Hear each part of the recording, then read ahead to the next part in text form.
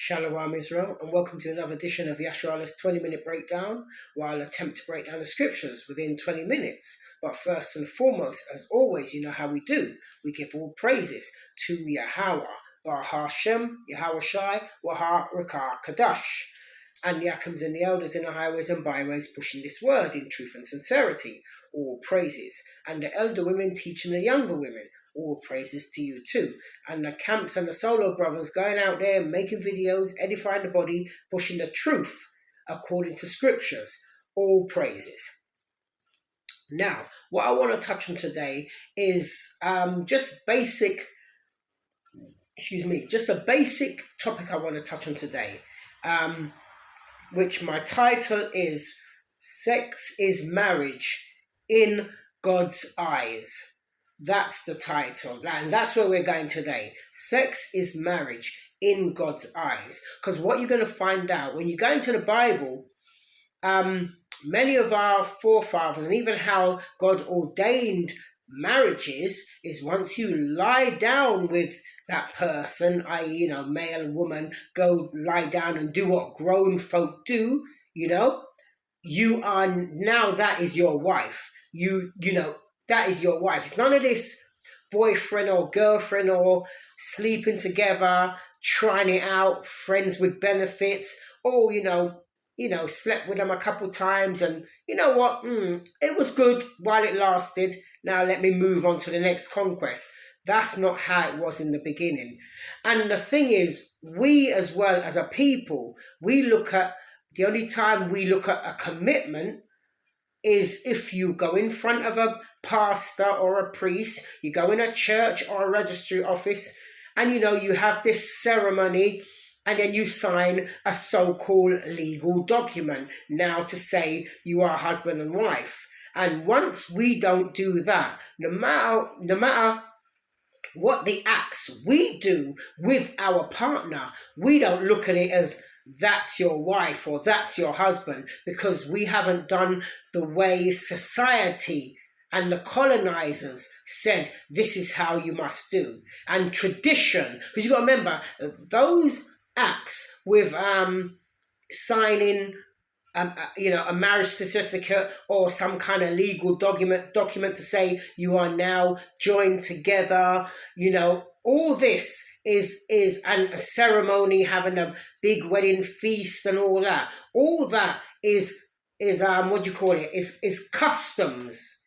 It's not really of the Most High. I mean, I'm not saying it's not a good thing to do, so don't misunderstand. I'm not saying that. But what I'm saying, it's customary. It's a custom, but it's not of how the Most High God ordained marriages. Now, I'm going to go into the scriptures, and I'm going to show you how it was done at the beginning, and this is how it should really be. Once you've met a woman that is not with anybody, not promised to anybody, she's single, she's of maritable age, meaning about 20 years old upwards, because according to the Bible, age of consent, or age of like when they were numbering Israel, they were numbering everybody from 20 years old upwards, because they considered anybody from below that age wasn't kind of mentally responsible, or however they looked at it. But from 20 years old upwards, you were deemed an adult and competent. And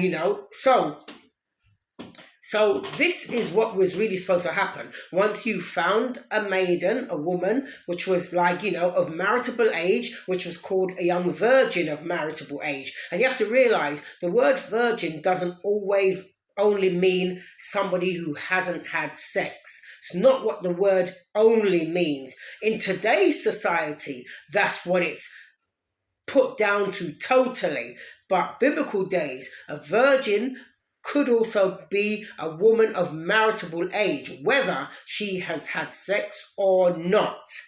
But nevertheless, you found a maiden of maritable age, a young virgin of maritable age, which is not betrothed to anybody, i.e. married or promised by, her parents to anybody. She was single, she liked you, and, you did what grown folk do.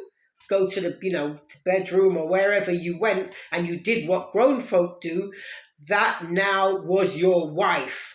End of story. And if we can come back to that mindset, we would now eradicate single parent households, single mothers, single fathers.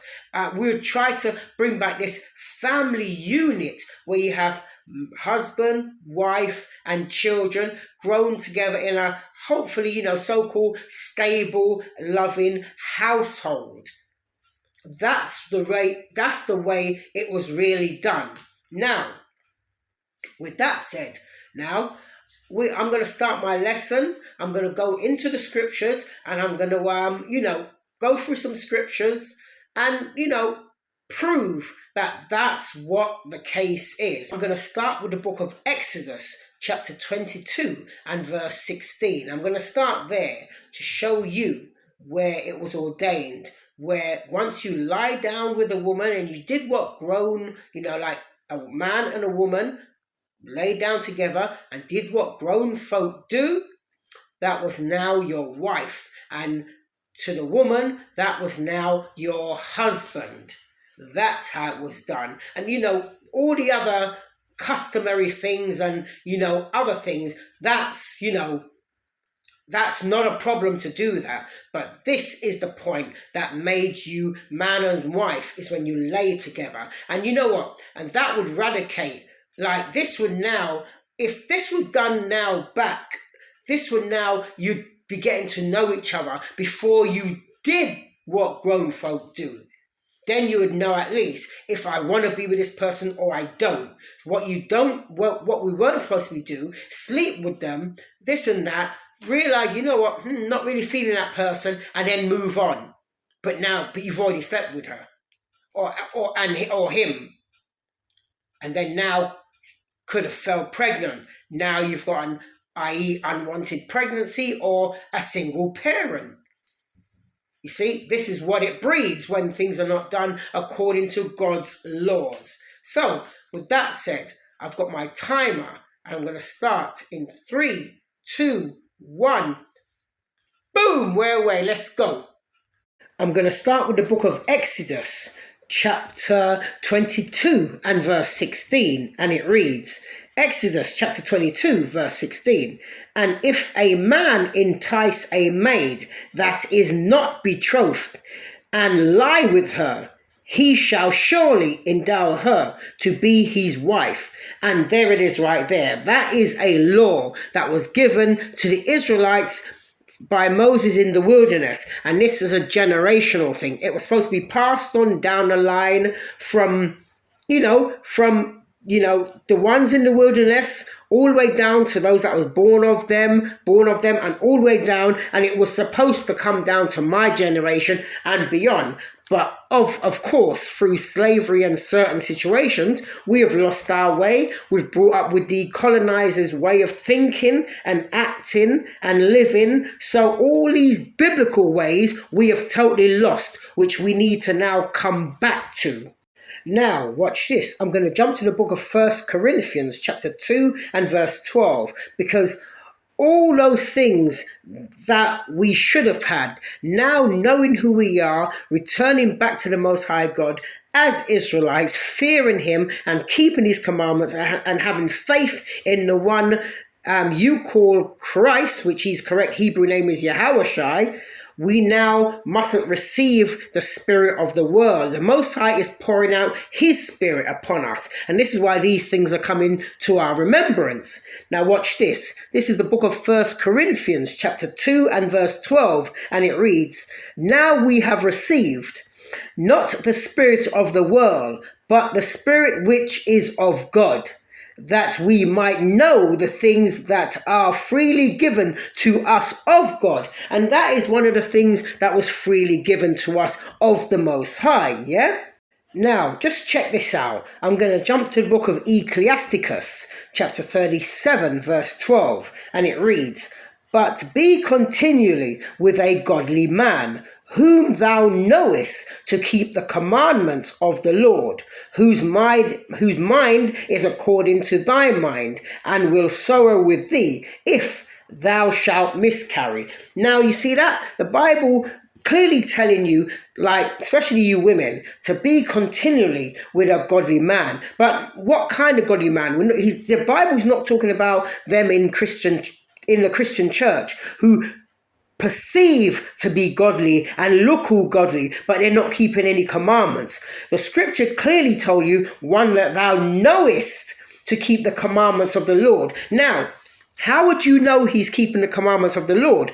Because that means you're getting to, rather than just jumping into bed with him, you're getting to know him. You're around him. You've gone on dates. So you've seen this man, how he's living, how he's keeping the commandments of God by certain things he's saying and doing, mostly by his actions more than what he says. Because anybody can talk a good talk, but can you back up what you're saying?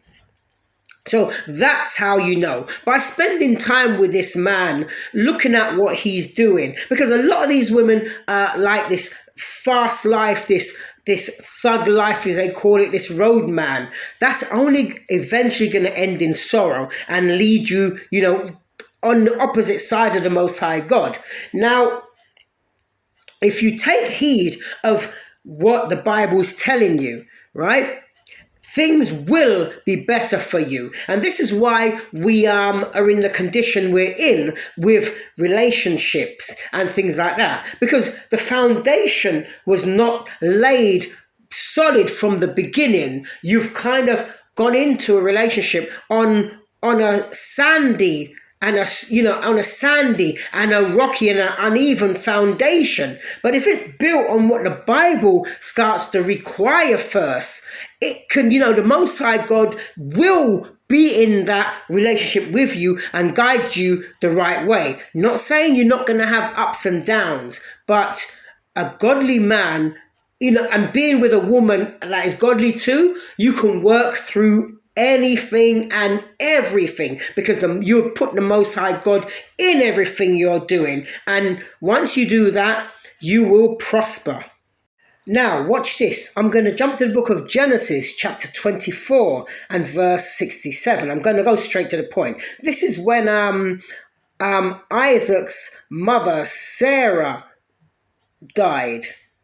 Yes, I'm just trying to get it right in my head. This is when Isaac's mother, Sarah died. And, Isaac, the servant came back with Rebecca. And Isaac, let's see what Isaac did with Rebecca, and how she became his wife. Let's see if they went in front of a priest and they had a ceremony and signed papers. Now watch this. This is, like I'm trying to say, I'm not trying to say that's a bad thing to do, because that's ceremony and that's tradition. That's fine. But my point is that we have to remember, when you jump into bed with a woman, a man and woman going to bed together, and you lie together and do what they do, that's the marriage. Everything else is circumstantial and tradition, but the actual marriage is when you actually lie down together.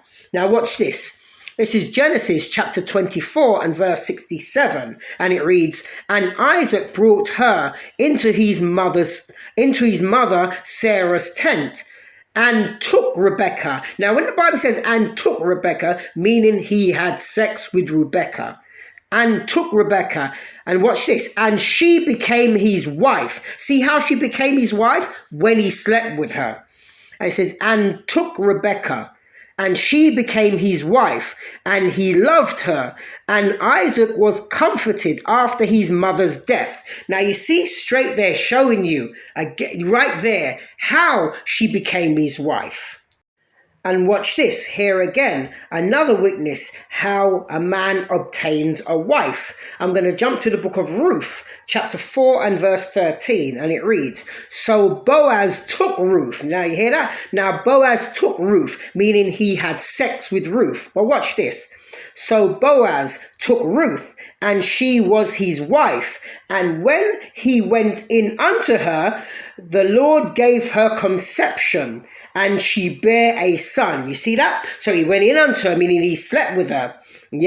And he took her as his wife, because he went in unto her. These are the words the Bible uses to describe that I went in unto her, or he took her, or he lay with her. All this is still meaning they had sex, yeah? Showing there again, that's how Ruth became Boaz's wife.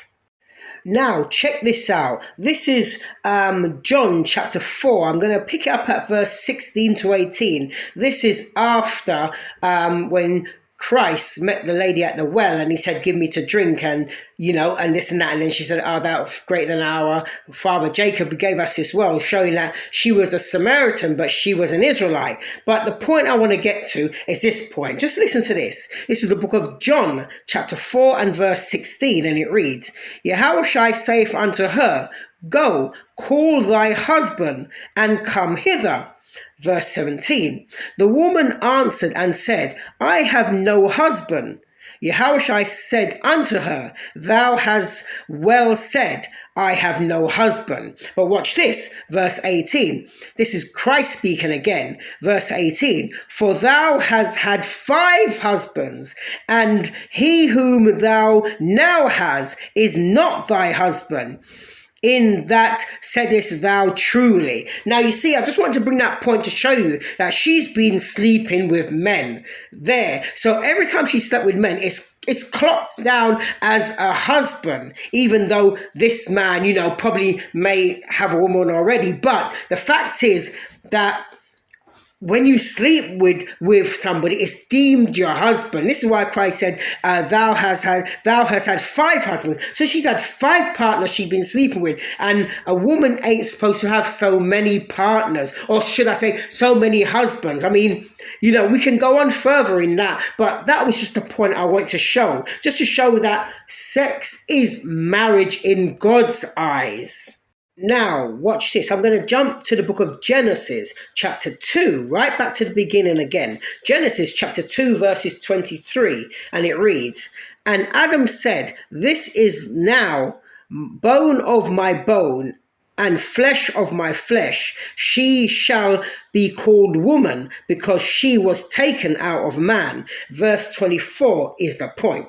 Verse 24, therefore shall a man leave his father and his mother, and shall cleave unto his wife, and they shall be one flesh. Now you see that? Now that's the thing about having too many partners, because it's like you're being joined to too many people. Especially like a woman, having, like the woman had 5 husbands. Now she's been joined with all of them. That's not supposed to be the case, you see.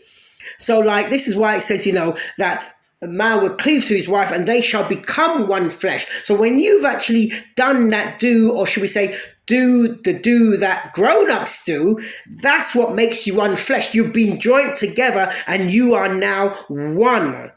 This is why it's important to be sure about this person before you sleep with them, before you join your spirit, your soul to them with that act. Because there's a lot of spiritual thing going on there that people don't realize when you actually lie down with, a woman. Yeah. And that's now supposed to be your wife. End of story.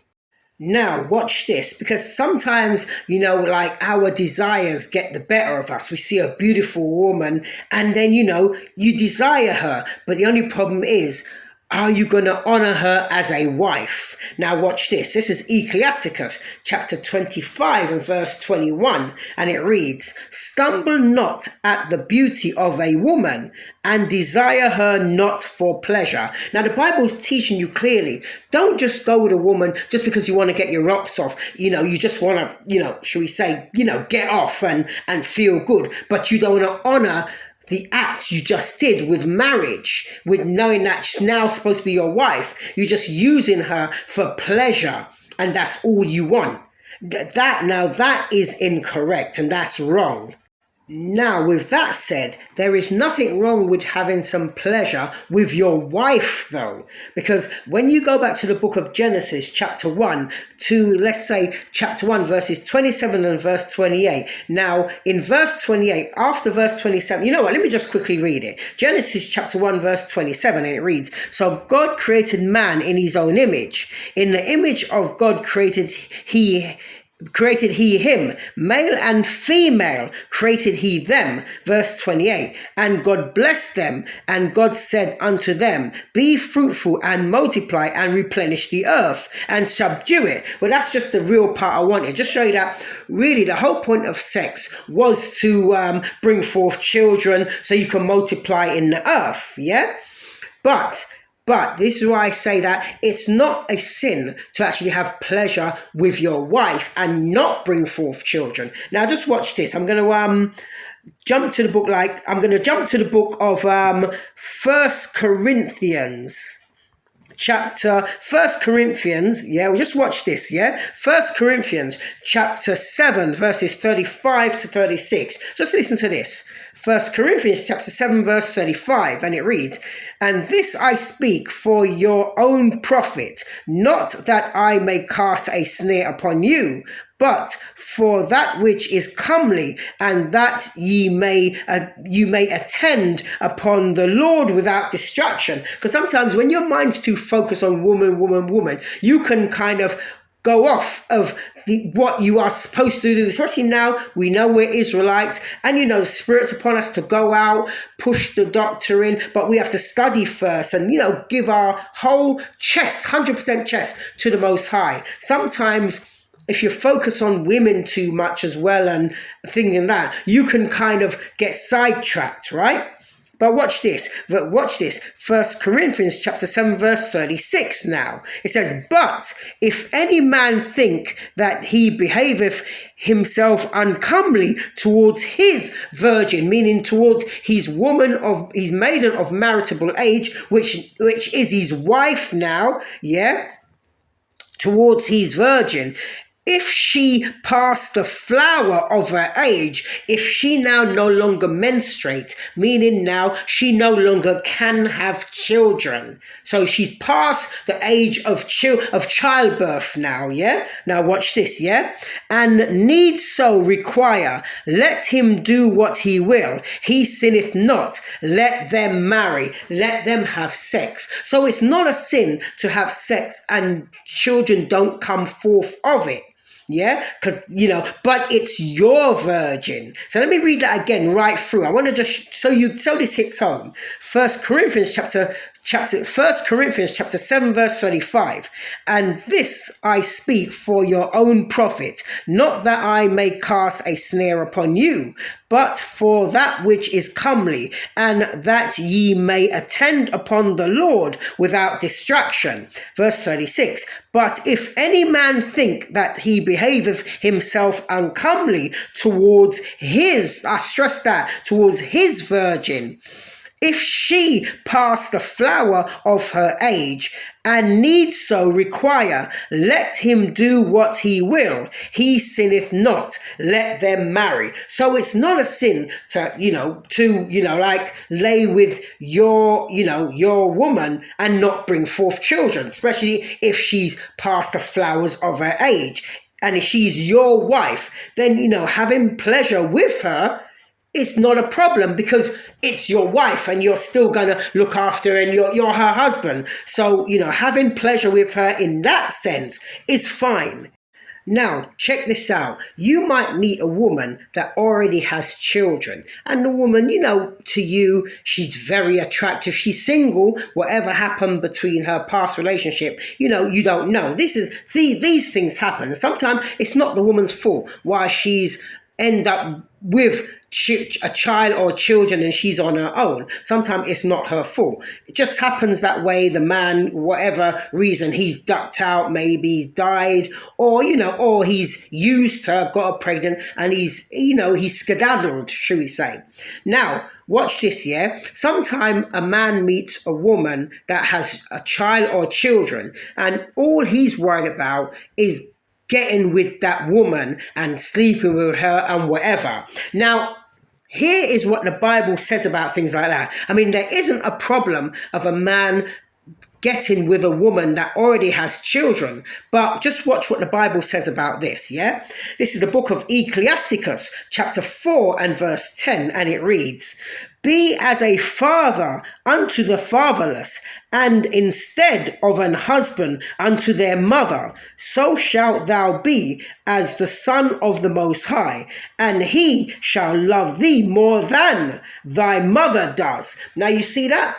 So the Bible's clearly showing you, rather than you trying to get into the woman's drawers, this woman has children, rather than you just want to be the woman's, husband, i.e. sleeping with her, try to be a father to them children.